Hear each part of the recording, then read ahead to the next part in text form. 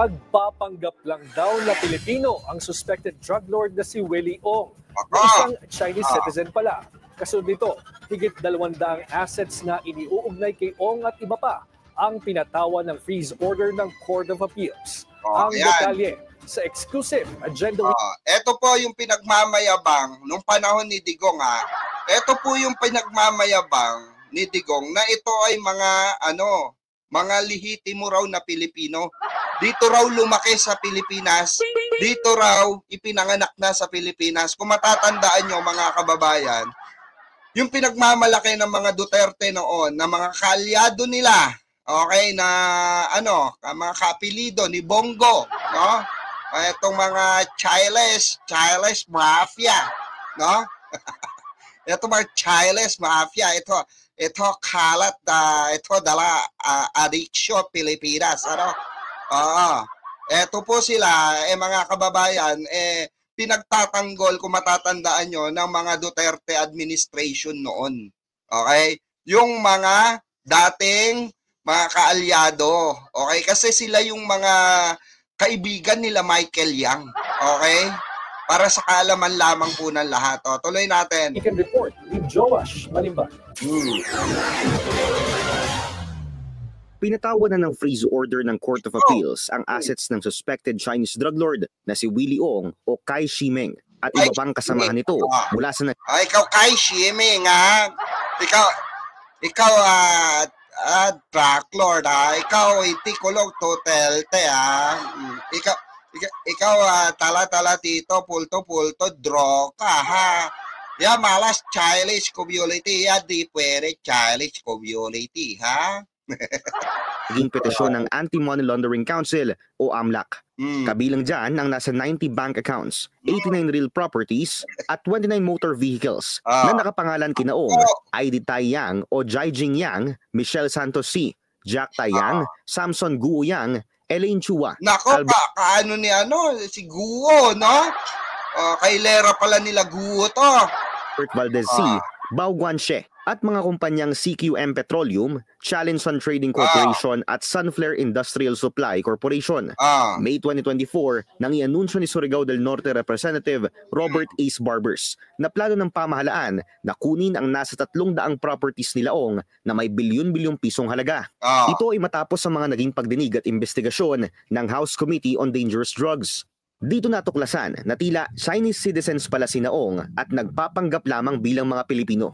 Sa isa pang congressional hearing noong August 2024, inilabas naman ang isang matrix na nag-uugnay sa mga nabanggit na Chinese nationals sa dating economic advisor ni former President Rodrigo Duterte na si Michael Yang. Isang bagay na ilang... Ayan malinaw! Malinaw! The downfall of Duterte, mga kababayan ko. Nalalahad na. Mga DDS, ngawa pa. Hindi, mga DDS. Yung tatay niyong gumaganon na sa dahik. Yung inaantay na lang yung kabaong niya. Lumalabas na ang baho. Di ba? Lumalabas na po yung kamangmangan. Ng mga umiidolo sa mga Duterte. Ito, lantaran na po sa balita, no? Talamak na po na kumakalat itong mga balita na ito. Na ito ay mga kadikit na mga Duterte, mga kababayan. Di ba? Tapos sasabihin ng mga DD shits, sasabihin ng mga DD list, ay, kwentong pagong lang yan. Kwentong ek-ek lang yan.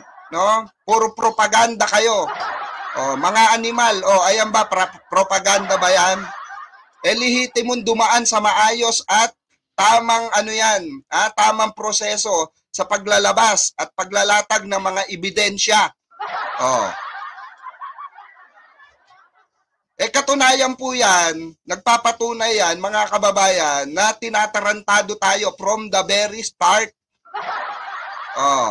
Tinatarantado tayo nitong mga ito. Nitong mga Duterte na ito. Na sinasabi nila na sila ay mahirap, na sila ay walang kakayanan, na 'di ba, bumili ng mga rarangyang bagay.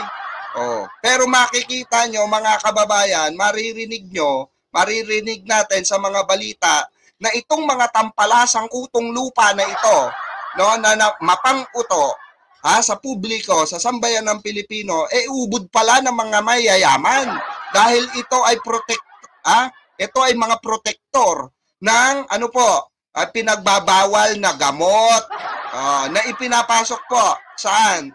Dito sa Pilipinas. Yan ang sinasabi natin. Nabubuko na. Eto pala si si Willie Ong.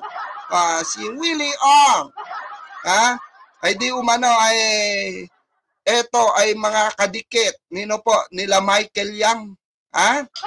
At si Michael Yang ay kanang itlog po ni Digong Yo. Diba? Tuloy natin. Ulit itinanggi ng kampo ni Yang at ng dating Pangulo. In accordance with the discovery of the AMLAC, na 29 billion, dito sa kulay blue, makikita nyo, sa 29 billion pesos na umikot doon sa 36 accounts ni Alice Go, isa sa mga pinuntahan ng 29 billion na pera na umikot ay si Hong Giang Yang. Yong Giang Yang. Ano daw ulit? Sino yan? Billion na pera na umikot ay si Hong Giang Yang. Hong Giang Yang. Hong Giang Yang. Hacker, ikaw dala-dala shabu dito Pilipinas, Ikaw balas childish community, ikaw balas feng shui, Ikaw hindi ka good childish, Ikaw pali pangalan, Ikaw pangalan, Totoo childish gusto tikoy lang, Tikoy lang kami kain, Pero ito childish drug lord, tala-tala droga dito sa Pilipinas. The brother ni Michael Yang. So in other words, yung pogo at yung drugs ay makikita natin may interrelation. Sumentro ang investigasyon ng AMLAC at NBI sa Empire 9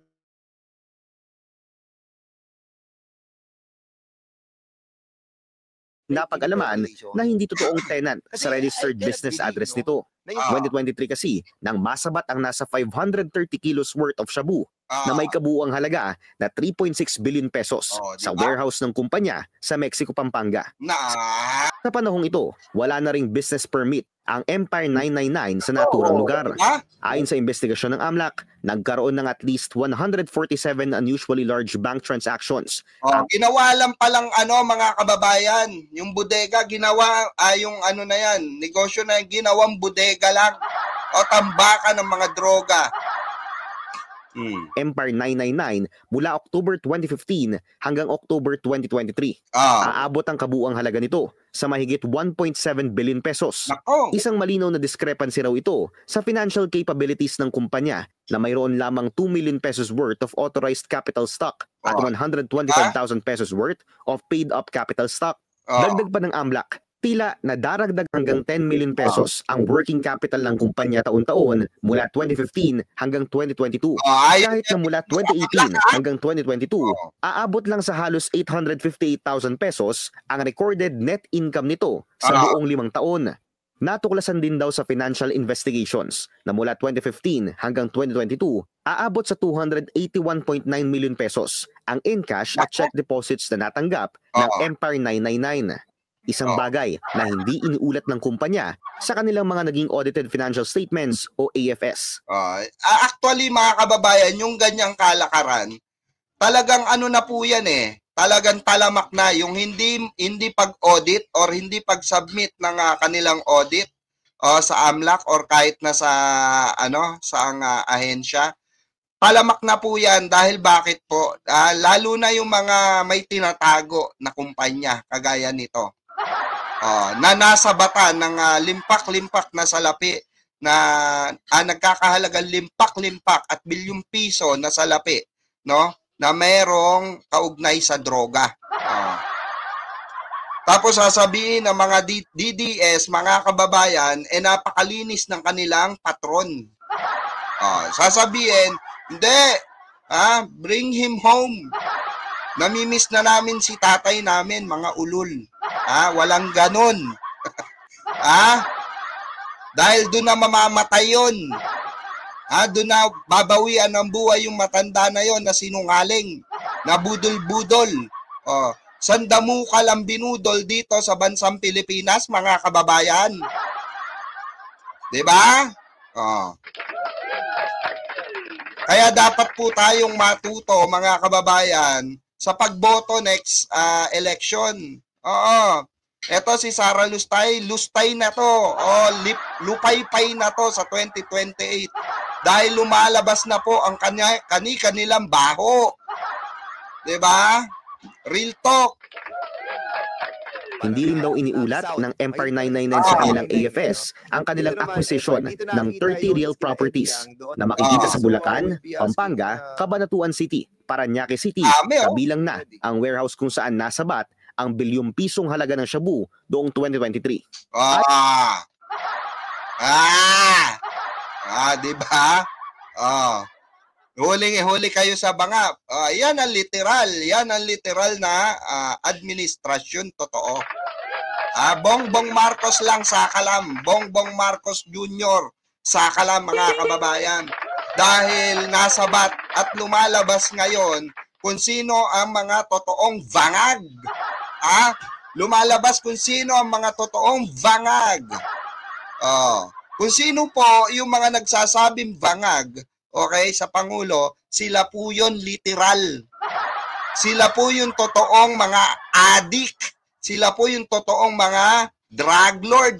Sila po yung totoong drug user. Mga kababayan. Tapos sasabihin ng mga Duterte, sasabihin ni Harry Roque, sasabihin ng mga vlogger, ng mga DD shits, bangag daw ang Pangulo natin. Sino ngayon ang bangag? Sino ang lumalabas na protektor ng mga droga?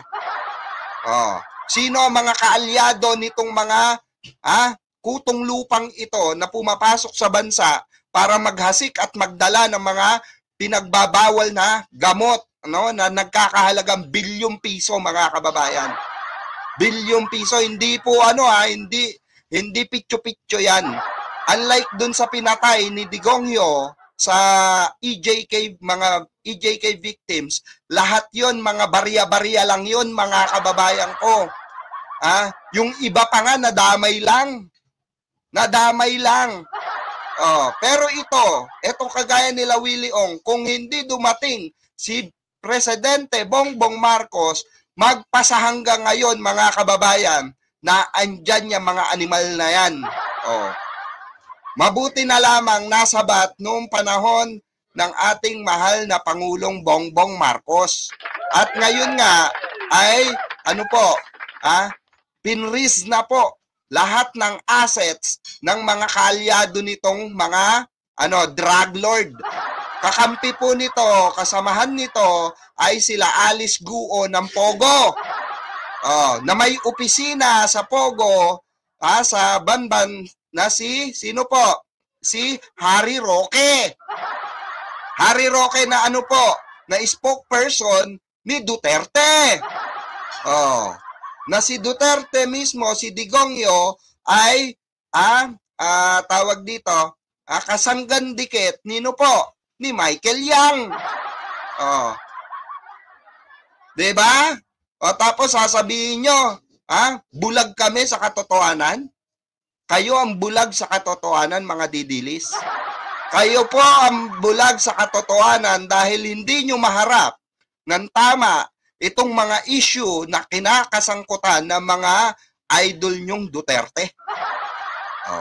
Tuloy tayo. Ayon sa AMLAC, tila front lamang ang Empire 999 at iba pang kumpanya na konektado kina Ong para i-facilitate ang proceeds ng mga illegal na droga. Kaugnay nito, highly possible din daw na sa perang ito galing ang bank accounts, real properties at motor vehicles na naitala ng AMLAC. Diba? Lukuyang humaharap si Ong sa mga reklamong kaugnay ng falsification of public documents at violation ng Philippine Passport Act dahil sa paggamit nito ng peking Philippine passport. Wala kang